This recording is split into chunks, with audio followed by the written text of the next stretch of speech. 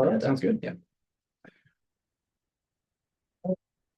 Well, good morning, everyone. My name is Clayton Roberts. I'm one of the career consultants here at the University of Idaho. I work for the College of Business, Economics, College of Natural Resources, and right now I'm covering the College of Science. And here today to talk about what that interview process looks like for going into industry jobs. So I've got a presentation that we'll bring up and kind of walk through it. Hopefully provide some insight in understanding how the interview process works and how we can kind of navigate this process for trying to apply and get into positions within industry. So let's kick this off. Let me try to bring up my PowerPoint so you can all see it.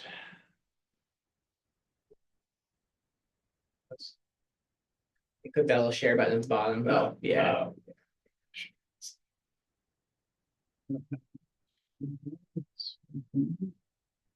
Full presentation. Yeah, that dang Zoom bar. Yeah, I've got it out of the way before.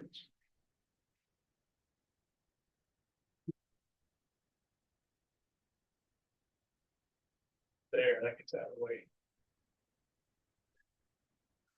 All right. So I'll get into what we're going to talk about. So the overall agenda, first we'll talk a little bit about career services, what we provide. Then I want to get into kind of defining roles in industry. That's really the easiest way to start understanding what that interview process is going to look like, how to start preparing for those future jobs. Then we'll get into the actual interview process. And in the interview process, really want to go into a lot of detail on why we ask the questions we ask, how to start preparing for those types of interviews, and give you that insight, what the purpose is behind a lot of the questions. So to get started, this is who we are at Career Services. Our whole mission is to support the students and alumni in your entire career progression. So that's whether you're still trying to figure out what you want to do, you know exactly what you want to do, how do I navigate into that career path? You get into that career path and, you know, this really is the right fit for me. What else can I do? We're here to support that. So regardless of whether you're a student or alumni, we are here to provide that service and help you navigate that your career journey. Services that we provide, most common, everybody assumes, oh yes, we're the resume and the CV people. We do cover letters, career fair, absolutely.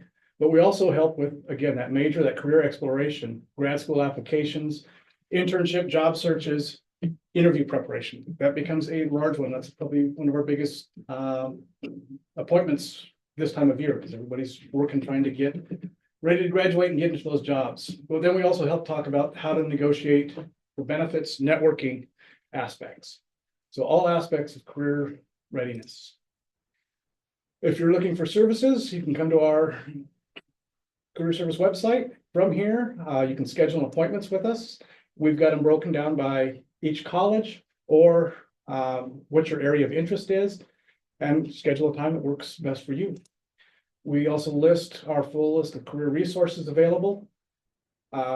Both students and alumni, a lot of our electronic resources, great tools to be able to utilize, especially practicing for interviews. Like at a Tout big interview, that's a big one, and we'll talk about that a little later. Infos and events that are being hosted or regionally. So we also do list some of the surrounding schools that have job fairs, info sessions that we are a part of. And of course, job listings. So predominantly we use Handshake. Handshake is the #1 employer for college students because its primary purpose is the only people that employs is college students. Those are what the jobs are geared for. But we use it for other purposes. One is it allows us to get that employer information, events and career service events that are going on. And it also serves as our medium for being able to schedule appointments. So it becomes kind of a one-stop shop for us. And that's one of the reasons we do use it. Okay. So big thing is what can I do in industry roles? Well, there are a lot of different roles and varieties of opportunities in industry.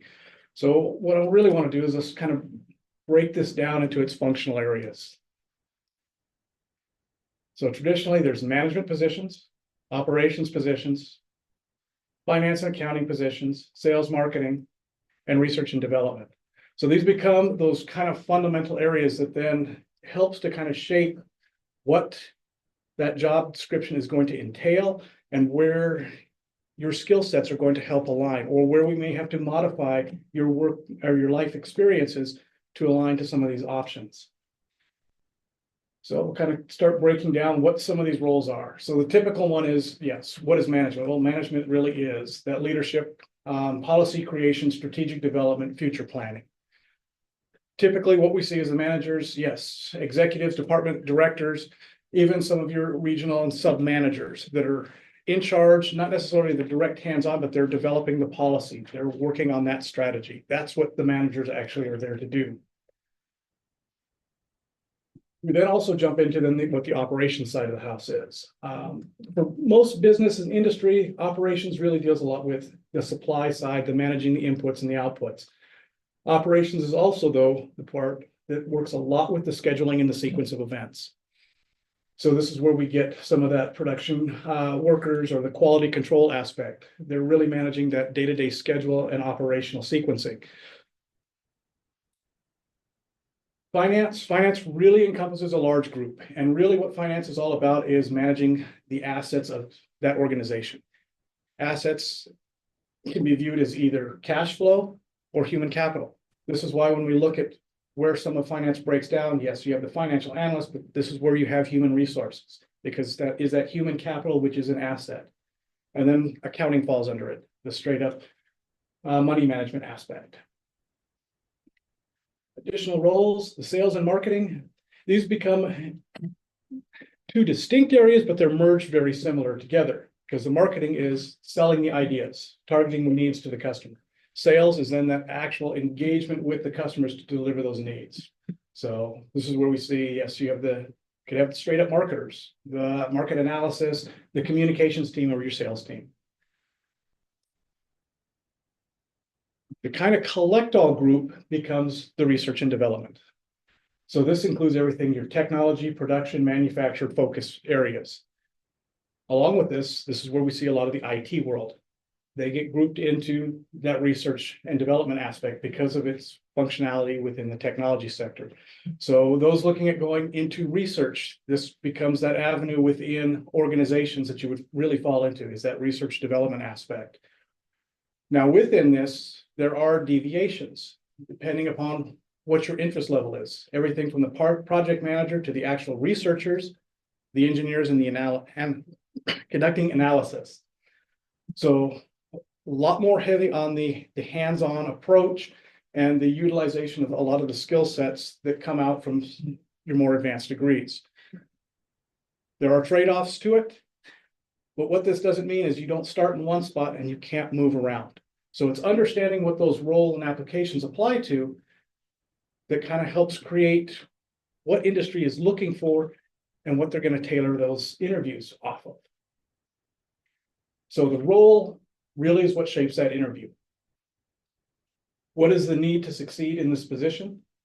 Well, that's going to be based off of what the skills and knowledge are that are required for that specific role. What about you makes you successful? The type of interview questions that will be asked.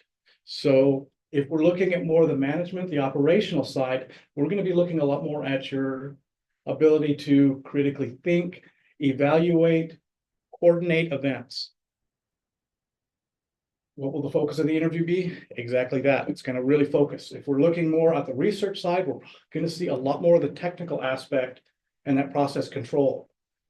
So depending upon what your background is or where your interest levels, that then kind of dictates how that interview is going to start and how they're going to start asking some of those questions. So now we get into the fun part, the interviewing. And essentially I always ask, what is the point of an interview? Well, we kind of break interviews up into really 4 sections. And a lot of this comes from 10 years of being a hiring manager, actually being the one hiring people. And what we're really looking at is, I want to learn more about your qualifications. Your resume, CV, application letters, whether it's a letter qualification, cover letter, is giving me a snapshot of what your qualifications are. Now in the interview process, I can start extracting how you utilize those qualifications. want to be able to understand if you're going to understand what the company does or what the job does. Probably one of the biggest aspects is determining if you're a good fit for our organization and the position itself. And lastly, we want to evaluate how you interact with others. The end goal of all of this is the interview is we want to learn about you. That is the whole point of it. Traditionally, if you're getting brought in for an interview, that means you meet the qualifications for the position. Now what we want to see is how are you going to fit into our organization? Do you understand what the organization, the job does? And then based off of who you are, how are you going to fit within that organizational aspect? What are we specifically looking for? And it's not necessarily always clear cut. So we kind of break interviews up into various different group types. And a lot of these you may see in multiple fashions. So depending upon the size of the organization that you're looking at, you may get the traditional interview. This is your typical one-on-one interview. For a lot more competitive positions in larger corporations, you'll actually go through usually a traditional interview as your first round. They're really gauging your understanding of those qualification factors. After that first round, we will typically break into a panel style interview. And a panel interview is typically composed of 3 to 5 individuals. Each one of them is a member of the hiring committee, and they're going to be there specifically to ask questions relating to that job position, relating to figuring out how you interact with that company. It is common that you may have a meal interview. And this may be a precursor to a third interview, or this may be a portion of a third round interview, to where now we're looking at you more in a social setting and social environment. Again, depending upon the position that you're applying for, a lot that we would see meal interviews is really going to be into some of those marketing positions, the management positions, those operational positions, to where you're going to have a lot of meetings that are going to revolve around meals. That's kind of the concept behind this. We're evaluating how you can maintain yourself in a social environment while still relaying information. Sometimes we will mix a group interview in. What this is going to be structured like is very similar to a panel interview. So there will be individuals that are on that hiring committee, and then you're going to have additional members in that interview session. Typically, what we will bring in is SMEs, subject matter experts. These are people that are doing the job, doing the position. They're there to ask questions. Their job is not to make evaluation. It's just to kind of start prodding some of those required skill sets or experience needed to help shape how that panel is going to make that determination.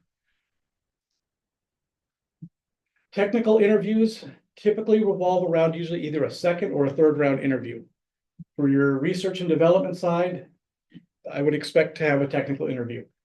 And we'll go into a little bit detail about what to expect in technical interviews and how they're very much structured. But again, technical interview is really going to be evaluating your knowledge within a certain field area. Some positions will have working interviews. You will come in and you will engage with some of the work just to see how you fit into those organizations. Typically, we see that not necessarily in the professional positions. We see this more with your technical and technician level positions, where we want to see how you can operate within the organization and within or around certain pieces of equipment. So not quite as common in the professional positions, more common in the technical fields. Presentation interviews. Typically, again, we will integrate this into a second or third round. Again, if you're going into looking at a marketing position, or even some aspects of the research and development, where now you have to present your information to board members, to management teams, want to see how well you can articulate the information. Phone interviews are very similar to that traditional interview. It's a one-on-one conversation. This is usually a first round, just a quick screening, evaluate your communication skills and whether or not we want to entertain you for then that second round interview. What we're now seeing to become very common is the video interviews. And this one helps for logistics. I'm not having to fly somebody across the country to actually do an in-person interview. Treat the video interview the same as an in-person interview. That is the key to it. Dress the same, bring the same level of materials that you would for an actual in-person interview. And with those video interviews, we can then mix. It can be a traditional style. It may be the panel. It may be the group interview. I've even seen them as technical interviews before. So it's just there's some tricks to it, and we'll go through the tricks on how to make sure that you're successful in those video interviews. So before we actually get into that interview, we want to start doing the research. And when we start talking about what are we looking for in research, well, start looking up that organization, that position. What do they want in a candidate? What is that organization all about? Spend some time on that company's social media or website. This is going to start helping you to get some inside information on what the company is doing, where they're going, what those positions are. Works the same if you're looking at going into any government agency, whether it's municipal, city, county, state, federal. Spend time on their site so that you start understanding what their objectives are and try to learn a little about their culture. Now we want to take a look at how your skills for that job are going to play out into that interview. You're getting a job description or job application. That's kind of listing the minimum qualifications, but it's also how we read into the rest of that job description. What are the requirements? What are the job duties? What are the additional requirements or the preferred requirements? We want to be able to talk about all of those requirements they're looking for. To get into that interview, you got to have the minimum qualifications. So you got the interview. Now you want to be able to talk about how your skills would then align to executing certain positions or roles within that job position.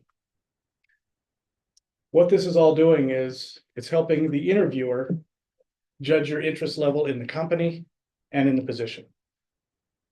So this is where you start getting those preparations for. Now, where else you want to focus on is, okay, what is the organization's long-range goals and directions? Most of you will be going into more of that professional setting, understanding where this company is going, what their objective and long-term range is. That's going to build that growth for you within that company. What are their strategic missions, visions, and values? And then what are their governing policies and their policy structure? A lot of this will also pertain very much to if you're going into any kind of a government work agency. Understanding those policies, understanding the mission is giving you that better understanding of what kind of questions may be asked of you. The other thing that all this research is helping you with, it's developing those questions that you will be able to ask at the end. Those in-depth questions that I can't find the answer to by talking to people that work there, off their website, any of the homework I've done. What do I need to know to be successful? This is really where that research, it's preparing you for the interview, but it's also preparing you for having those insightful questions. And again, this is what it's doing. What do you know about the company? Okay, the next aspect is we want you to start reflecting on yourself. Okay, why you? Why are you getting this interview? Okay, you met those qualifications, but what do you bring to the table that's going to allow this company or organization to grow and to flourish? What skills, strengths are you bringing in? How are you going to fit the needs of the position? How will you fit into that company's culture? This all helps to answer the tell me about yourself. So the point behind a lot of these questions is you're going to actually see these in some form within those interviews. So we're trying to basically collect the common themes that we're looking for, because this is all going to help with learning more about your qualifications and helping you determine if you're that good fit for the company. How do you think about a process? What are your values? What is your vision? What do you see yourself in the future? Very common interview questions that come up. This is where we start within this reflection phase so that you're prepared for these types of questions when they come up. You've got those answers ready in the back of your mind. So some other things that we want to start thinking about, though, is, again, it's going to kind of come back to the roles that you're applying for. and reflecting on how do you talk about your research or any of your studies. Again, this is going to kind of come down to understanding the role you're applying for. What aspect of that research and studies am I going to be focusing? If I'm looking for something in the R&D, that technical side, we may be going into a lot more detail on the aspects that you were doing in any of your research. Hey, this is the clinical steps, this was the laboratory work, this is the field work that was executing, this is the data, this is how I was assessing things. If you're going for any of those roles that are outside of R&D, now we want to kind of rethink how we approach the experience that you got from research and studies. We want to focus more on the process than the details. How did I do something? How did I coordinate this team? How did I interact with board members, grants committees? Again, we're looking at that broader picture because in this role, you're going to be more in that interacting, management, leading individuals. Generalize the topic and take a closer look at the administrative process. Hard one, speak plain language. This becomes very important because you may be talking to a group of hiring managers that's what they are. They are the managers. They're not experts in the field, but they're experts within how to run that business. You get too technical, you can lose people. So we want to kind of, better way, dumb the language down, speak very generic, plain tone. But what that also helps you to do is it helps you to start generalizing what your topic is. Allows you to kind of focus on what the big picture of your research or your studies were. Where this is helpful is because we want to be able to condense this down to about a 60-second summary. So if you've spent multiple years doing research, how do I compress that down into 60 seconds? Normally we would say compress it down to 30 seconds, that elevator pitch. Well, in reality, you're probably going to have a lot more to talk about than what you can fit in 30 seconds. But if you can get it within about a minute, that's going to be about the average time of a discussion question. We're looking anywhere from about 1.5 minutes to 3 minutes to answer a typical question. So if you can get that down to about a minute, that allows you to kind of then go into very specific details that may be related to the question that they actually asked. It's a great way to help explain what you did and how you think. So from our website, we do have these storyboards. What these are very helpful for is as you're getting ready to go into that interview, actually start writing down those ideas. Hey, these are the skills I bring in. This is my story. This is how I displayed this. Think about your weaknesses. As a hiring manager, I was always more interested in somebody's weaknesses than I was in their strengths. I can see your strengths in your resume, your CV, your cover letter. What I need to know is your weaknesses, and I need to know that you're aware of your weaknesses. This is why we ask a lot of those questions. This gets a self-reflection. Do I understand what my limitations are? And this is what I'm doing to improve it. Because as a hiring manager, I need to know those weaknesses so I'm not putting you into a position where you will fail. Because at the end of the day, if you fail, I failed. This allows me to build upon the strengths that you have, help to mentor. So don't be afraid when they ask, what is your weaknesses? Where did you struggle at? What went wrong? That's exactly what we're looking for. This is what I had the problem with. This is what I learned from it. And this is what I'm doing about it. All right. So now we're going to kind of get into understanding the question, why we ask questions certain ways. Really break questions down into really 3 categories. The first one is the behavioral question. And what a behavioral question really is it's the past experience. But the key is we're looking for self-reflection out of it. So these are those, tell me about a time that you had to manage multiple projects with very short timeline. That's what we're looking for. And the reason we look for that is typical, the ideology behind it is past experience gives an indication of future response. This is where the self-reflection aspect is very important. This is why it succeeded. This is why it failed. This is what we're doing to improve. The next type of question that's common is the situational question. Here, we're going to give you the situation. Now we want to see how you're going to apply your knowledge to a future setting. Final type is that technical question. This is, we want to know what your knowledge is and how you apply it. Now, the fun part about all these questions is often there is no right answer. We don't care about the answer most of the time. What we want to know is, how do you think through things? What is your process for solving problems? What is your process for analyzing information? That's the key takeaway on these questions. And we will throw certain trick words in there, very specific to see if we can hang you up. You may have never had experience in doing something. And that's why we'll throw some of those keywords in there. The idea behind it is understand what the whole question is and generalize it.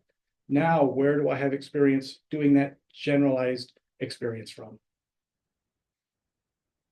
And the reason I like to explain everybody how and why we ask questions this way is it gets you more relaxed.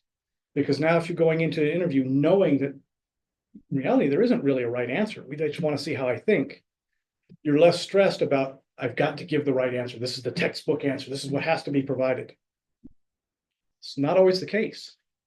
I'd much rather see how you analyze things, how you look at things, than give me a correct response. So on our website, we also have, yes, 50 top interview questions. And a lot of these are very generic, but they do apply across the board because of what we're trying to pull out of this information. What are your strengths? What are your goals? We're finding information about you. Why do you want this job? Again, this is relating back to one of those 4 sections. What do you know about the company and how will you fit within our organization? So these become great tools that you can kind of look at and go through and kind of ask yourself, okay, how would I answer this? How would I field this question compared to what the job position is? All right, so for answering certain questions, so behavioral questions and situational questions, we're going to use the STAR method. And what the STAR method is a approach for how to answer that question. It's basically an acronym. So the S, that's the situation. Okay, here's what was going on. Here's the story. That's the scene setter. You're providing that little bit of background about that experience. The T is the task. So this is the plot of the story. This is what was going on. This is what our project was all about. The A, okay, that was the project. Here's my action. This is what we did. Giving specific details. And this is where we can talk about, okay, what worked, what didn't work. Finally, the R is a result. Now here is where we want to quantify that result. Hey, this is why it failed. This is what we learned from it. This is what I carry forward. This becomes the self-reflection aspect. So you're telling the story, demonstrating how you did something, and then you're summarizing that self-reflection aspect. This is why it succeeded. This is why it worked good, or this is why it failed. And this is what I learned from it so that we didn't repeat this again. We will do the same thing with a situational question, except in that case, we're going to give you the situation, we're going to give you the task.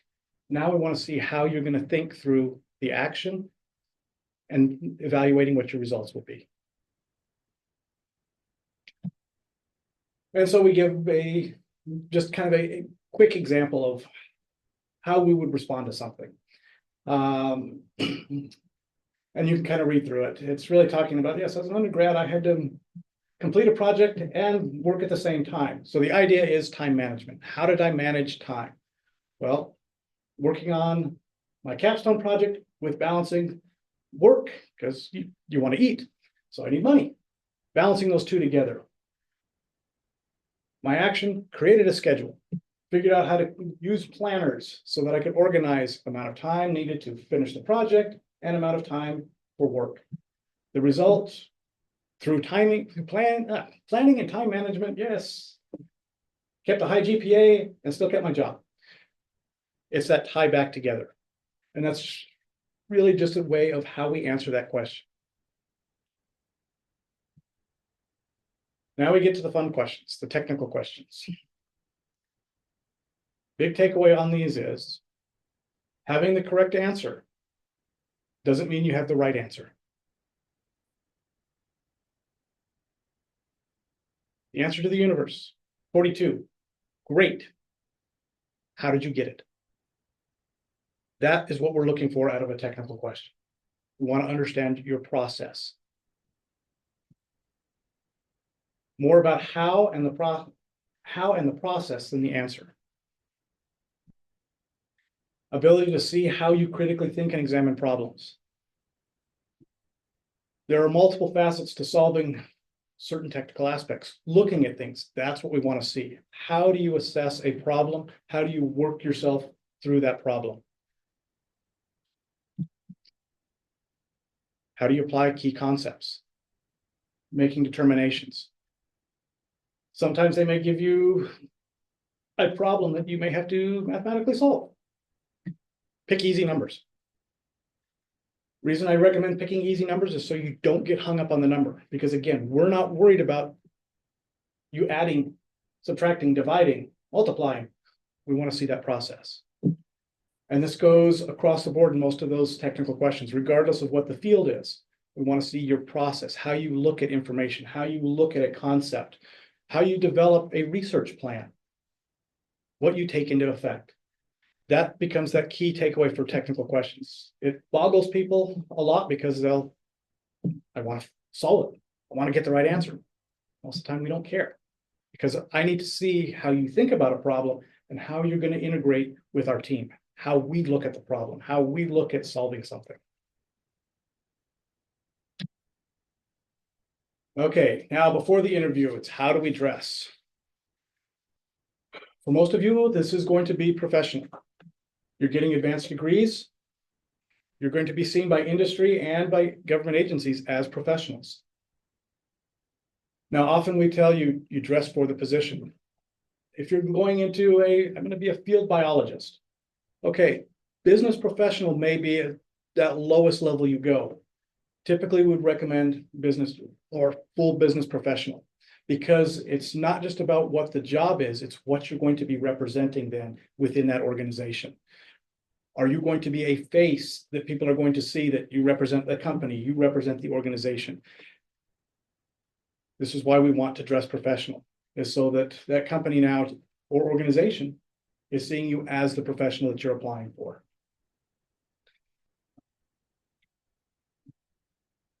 Now, based off of all the research that we did, this is where we want to have questions. Ideally, we want to have at least 3 questions.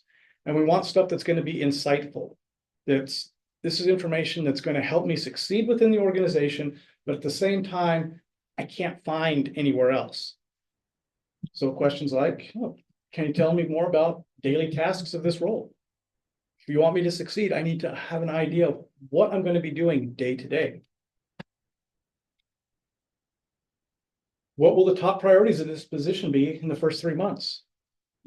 What is my onboarding process going to look like? How much time am I going to have to get up to speed in this process? Simply ask them, what do you enjoy about working for this company? I can see a lot of great things from what I read on the website, but what do you see from an insider that makes this company such a great place to work? How do you measure success in this position? Ultimately, especially private industry, what is my promotion going to look like? What is that potential going to look like? Well, this is where we kind of ask that question. How do I succeed? What is going to lead to career advancement? What are the expectations of this position? Where do you see this position in 5 years? Where questions like this become very beneficial is now you're looking at becoming an invested member of that organization. You're looking down the road, not I'm just jumping into this position because I need a job right now. I'm using it as a stepping stone. I'm now looking at forecasting 5 years down the road. I'm showing that dedication, that expression of professionalism. And that's where we then start tailoring those questions, very specific. And that's where some of these come into play because of what that message is that you're sending to those hiring managers during that interview. So pro tips, the interview process starts the moment you leave for the interview, regardless of whether or not it is an in-person or a virtual interview.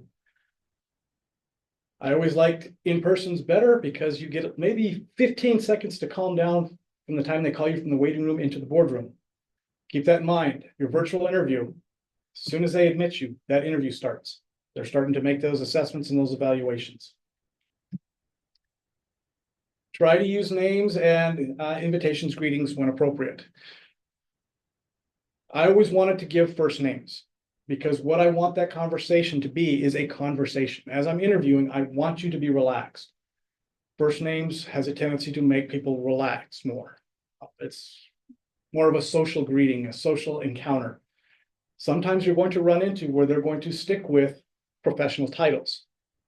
There are intents and reasons why we do that, because you may be a member of a board and you're going to be sitting on many boards where you're going to have senior executives.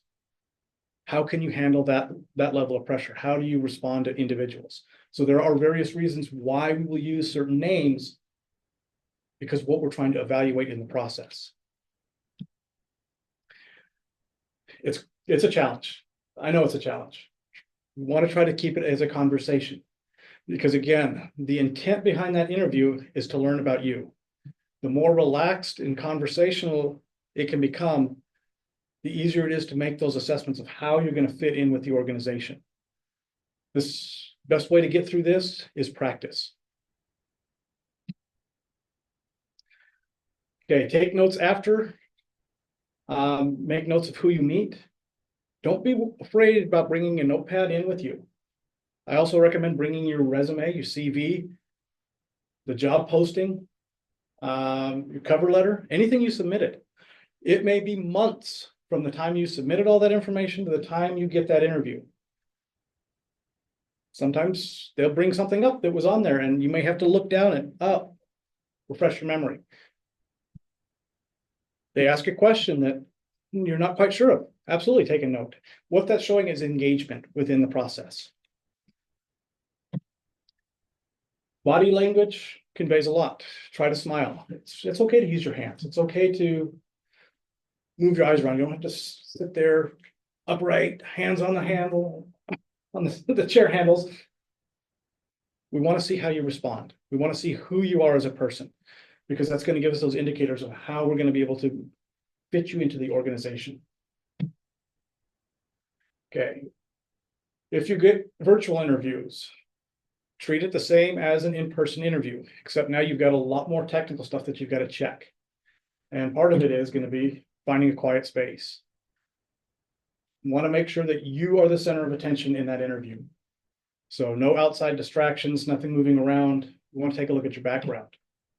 Close all the tabs. I don't want to have things pinging in the background during the middle of that interview. It becomes a distractor. Charge your device. Definitely don't want your phone, computer to die in the middle of that interview. Have all your resources available. Again, it's the same as in person. Have those copies with you. Have that notepad so that you can reference. Dress for success. Same as an in-person interview. And then review your online profiles and or voicemail greetings, especially if you're going to get those phone calls. That becomes important. If they're going to make that initial phone call, you can't respond to it. How's your voicemail set up? Other things we want to take a look at is now the logistics of the actual setup of your interview. Make sure that your camera is set so that it's flat against you. We don't want to be looking up your nose, don't want to be looking down your nose, straight on you. Make sure that the light is set appropriately so that you're what's highlighted. I can't see you, shadows in a way, that becomes again a distraction. Avoid busy clothes. Now, this is something that you do want to practice. When you could first see me when I came up, I'm wearing a nice little plaid shirt. You see how the pixelation of the camera picks it up and it blurs it. That's something that we want to be considerate of. We want to think about. You may want to do a dry run with that outfit that you're going to wear. How is it going to pick up by the camera? Do I want to go with just a solid color so that I'm not worrying about the blurring and those pixelations. Pick a neutral background. If you've got a plain white wall, that's great. If not, blur your background. The idea is I want nothing behind you to distract from the individual. We want them focusing on you. I've seen a lot of times people want the bookcase in the background, the fancy books, they got all kinds of things. Half the time the panel spends more time looking at what's in your background than they are paying attention to you or listening to you. That becomes a distraction. I want them to get to know who you are. We want that focus to be on you. Typically, why you see interview rooms, there can be very bland in layout. It's for that reason, to minimize distractions. Finally, do all your checks of your computer. So just like an in-person interview, check into your interview 10 to 15 minutes ahead of time. That is going to give you that time to make sure, okay, lighting didn't change, my outfit's right, my video works, audio works, I got plenty of battery, I'm plugged in if I need to, background looks good. Gives you all that time to make sure the technical aspect is set up. Because again, as soon as they admit you, that interview process starts. They start making their evaluations. Okay, now we've gone through and survived an interview. They've asked us all kinds of questions. What do we do after? Well, traditionally, we would send thank you notes or an email. Now, this is going to vary depending upon organization. What I mean by this is sometimes the only point of contact you're going to have is human resources. You may not get the contact information from the hiring managers, or there may be restrictions in your ability to contact the hiring manager. All action must go through human resources. In those cases, it is not necessarily required to contact and send that thank you note. If you can get the direct hiring manager and they're open to it, absolutely send that thank you note. It does two things. It shows that you're interested in the position and keeps your name fresh. The other aspect is it becomes that courtesy response. So the interview doesn't necessarily always end when they're done asking questions and you're done asking questions. This is where that thank you note or email come into play. Most government positions, we do not send those thank you notes. Reason is that can become a bias or an influence upon the hiring committee. Not all government entities work that way. So there are some that absolutely you can. We just got to do that homework and figure out who you're allowed to communicate with. The most important thing is reflect on the experience. What did I learn from it? What stumped me? How could I have answered something better? What was the demeanor? This is preparing you for that next interview. And especially what we want to take a look at is if it was a first round interview, okay, what could I have done better? You get that call for that second round interview. Okay, now you've got that idea of what the tempo is going to look like, how to kind of respond to certain questions, and what that demeanor to go into that interview is going to be like. And then think about what you would do differently next time. So again, you're re-reflecting. We do our research, we reflect on ourselves, we go through the interview. Now it becomes that re-reflection again. We always want to be prepared for this, the what ifs. So what happens if you're not sure what to wear?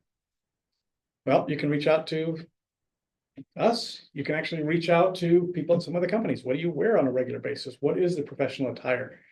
So that you can start getting that gauge of what is appropriate for that position. Fun one. What happens when your phone or Zoom call drops? Call them right back.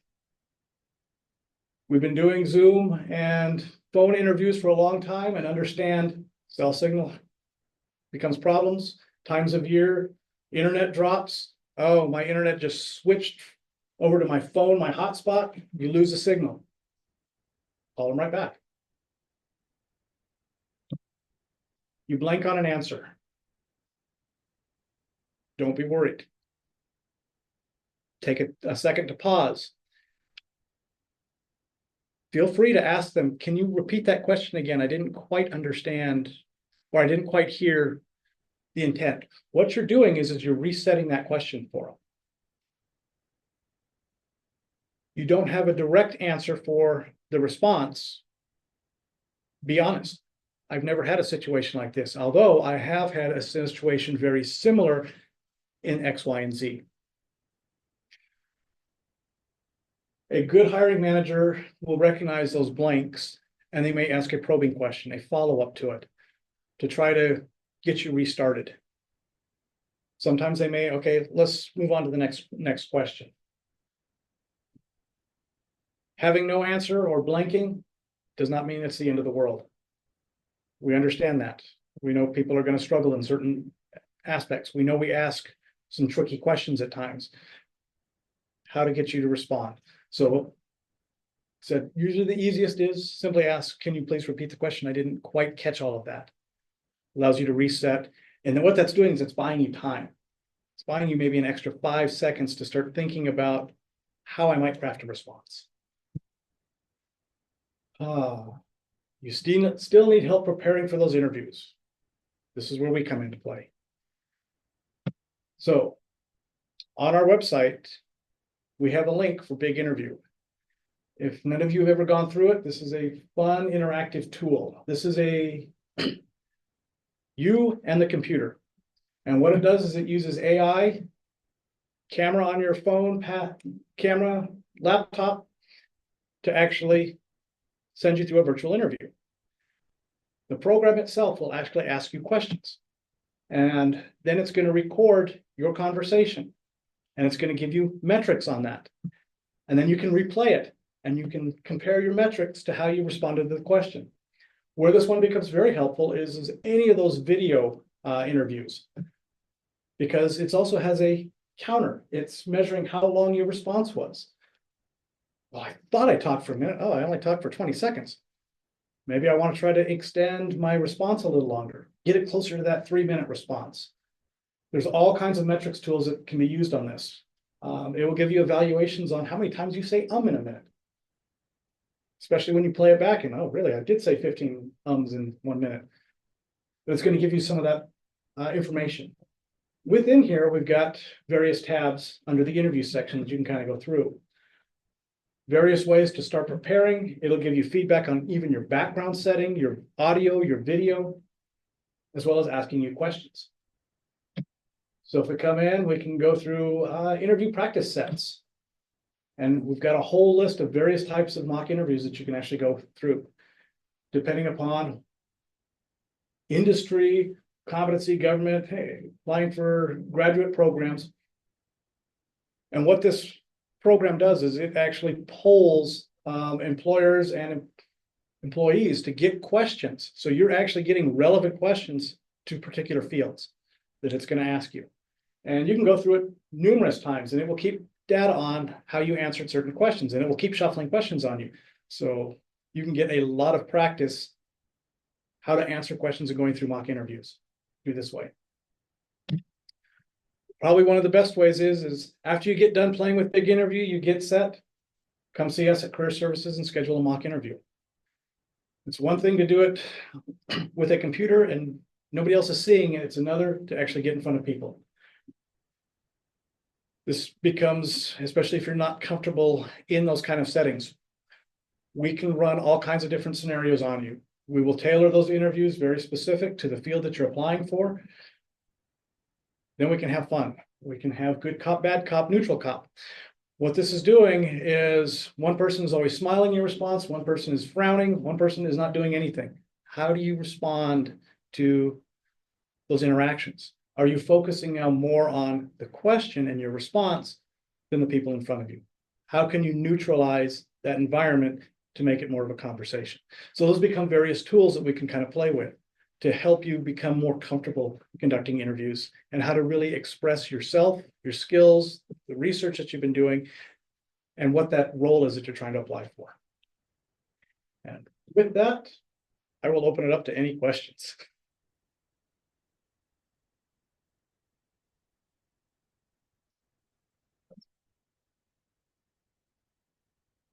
Yeah. No, not much.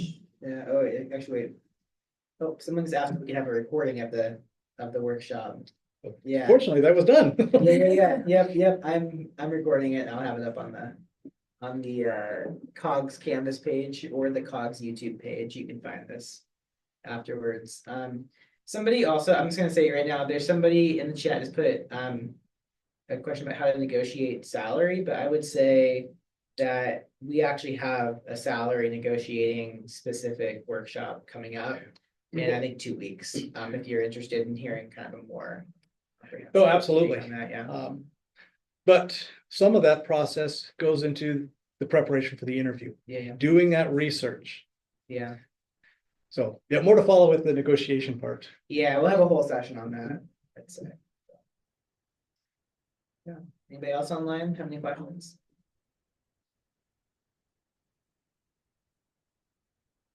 Oh, my God. Thank you so much. Absolutely. Yeah, appreciate it. All right, everybody, have a good one.